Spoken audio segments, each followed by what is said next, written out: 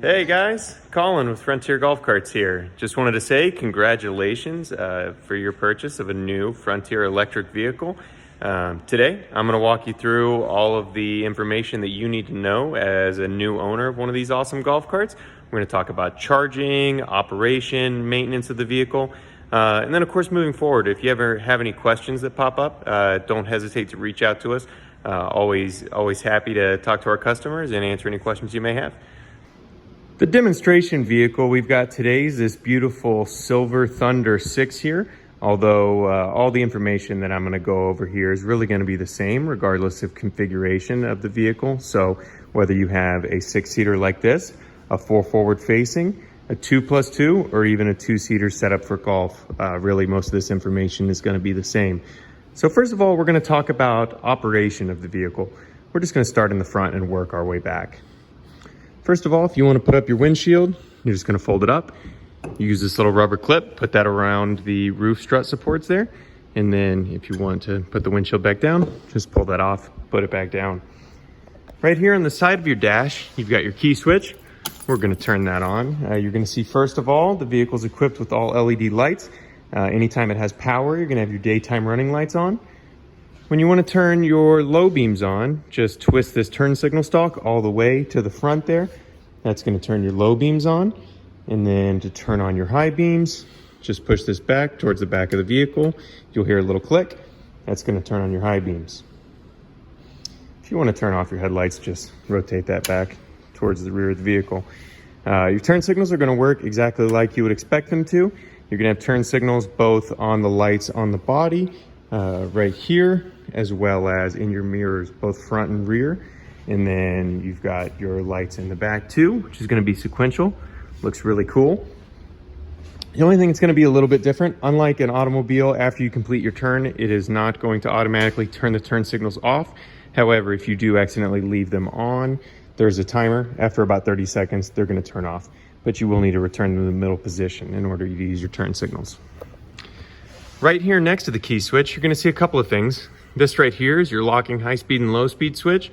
If it's in the vertical position like this, it's in high. And if you want to lock it into low, you're going to take this gold key here that comes on your key ring. You're going to insert it, rotate it clockwise 90 degrees. It'd be then in the horizontal position. You can remove the key. It's locked into low. Right here, you've got your hazard light switch. Just press that switch down just like that. It's going to illuminate red, and then you're going to have your hazard lights on. Turn your hazard lights off.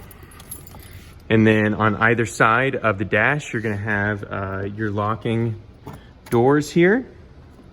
Again, you're going to have a key that's on your key ring here. That's going to be the silver key for locking your dash here. So, both sides of the vehicle. Now I'm sitting in the vehicle. You see, we've got our steering wheel here. Right next to the steering wheel, easy access. You've got your forward and reverse switch, neutral, drive, and then reverse. When I put it into reverse, you can see your reverse backup cam comes on automatically. At the top of the dash here, you see this little switch. That's your electronic parking brake. So whenever it's flipped back towards the rear here, the light's going to illuminate. That means your parking brake is set. To turn the parking brake off, push towards the front. That's going to disengage your parking brake. The vehicle will not drive when the parking brake is engaged. There's going to be a couple of other things. The vehicle will not drive if your charger is plugged in. If your charger was plugged in, then right here on the fault code indicator, you'd have a code 077. And what you'd want to do is disconnect the charger, turn the vehicle off, wait about 20 seconds, and then turn it back on, and it should be good to go. Likewise, if you turn the vehicle on and you're already in one of your drive gears, either drive or reverse, you're going to get a fault code of 082 right there, and the vehicle will not drive. You need to first put it into neutral and then rotate it back to a drive gear, and it will be ready to rock. You are going to have seat belts for all your passengers. So every row, front, middle, and rear, you're going to have your seat belts. You're also going to have grab handles up top for every row. And then in the front of the seats right here, you're going to have a little cell phone pocket. Going back to the back, if you do have a vehicle equipped with a rear flip seat, so either the 2+2 or the 6-seaters, If you want to use it as a flatbed, just grab the front of the seat, fold that out just like that. You're gonna have a flatbed, you can use it for utility, and then that's also gonna give you access to your storage underneath here. This is equipped with a drain plug, so if you'd like to use it as a cooler, you can fill the box with ice and drinks, and then you can drain it out whenever you're done. Right here in the armrest, it's gonna have a few things. One is if you press down on this silver button, this will open up, give you access to a little bit of storage here. And then you've got a little cell phone holder, cup holder here. And then let's fold this back forward. You do have your big safety grab bar back here on the rear. Moving forward here, you are gonna have cup holders for your second row, as well as a little grab handle there.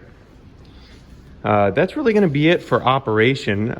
Next, we'll talk about maintenance. The main thing you're gonna do would be charging. There's not a lot of maintenance on this vehicle, particularly because it has a lithium battery. The one thing you will need to make sure you do is go ahead and plug it in and charge it whenever you park it and you're done with it for the day. Very simple. You're gonna take your charge cord that you'll have plugged into the wall, lift up this little door here, and plug it in just like that. It's a smart charger, so it will fully charge the vehicle and then it will turn itself off, so you don't need to worry about making sure you go unplug it when it's fully charged. But it will never turn itself back on and charge the vehicle once it's completed a charge. So if you're not driving the vehicle often, we do recommend starting a new charge at least once a week.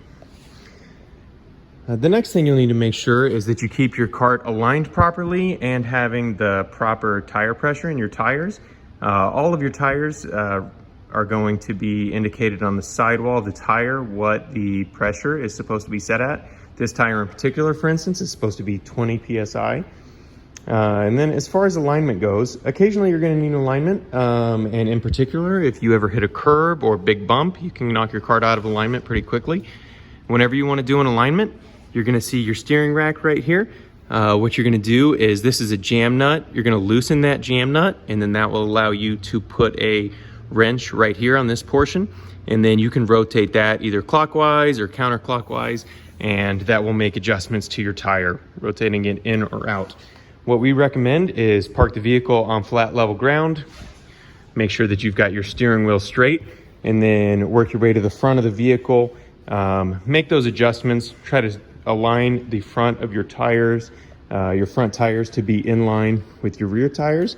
Once you've done that visually, take the cart out for a drive and see how it drives. If it's pulling you one way or the other, you may need a little tweak, but it ought to be pretty close at that point. Underneath your front seat, you're gonna see your brake fluid reservoir right here. We do recommend as well, check that once a month.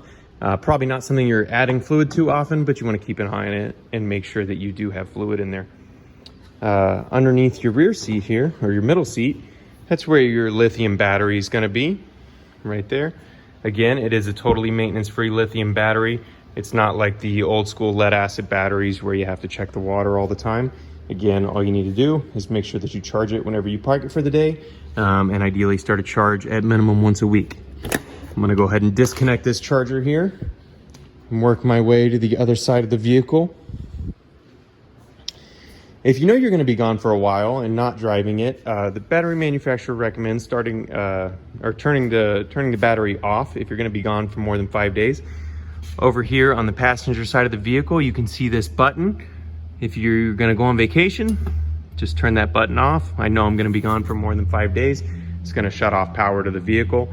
And then whenever I get back, I'm gonna turn that right back on. It's gonna turn power back on. I already had the key on, so the vehicle's gonna go ahead and power up. But you'd wanna turn that back on and then go ahead and top off your battery while you're at it.